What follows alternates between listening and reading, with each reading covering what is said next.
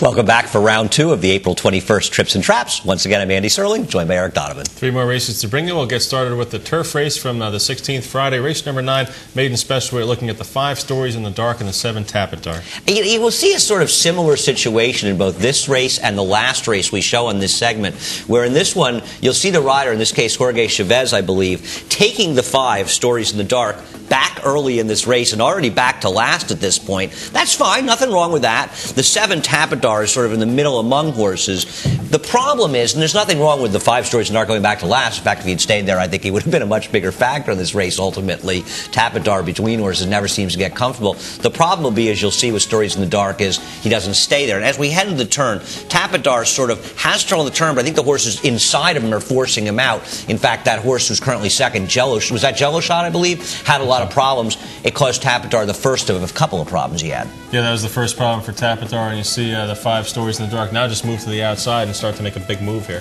Yeah, in other words, he's all the way back in last, and you've put him there. Why would you put him there?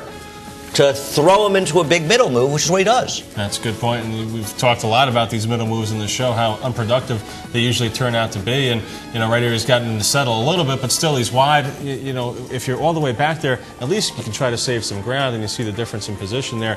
And we'll also talk about where the 7 Tapadar is in between horses toward the front. Yeah, these horses are all going to come together, and in a very, very short period of time, Stories in the Dark goes from dead last, and as you saw going in the turn, he was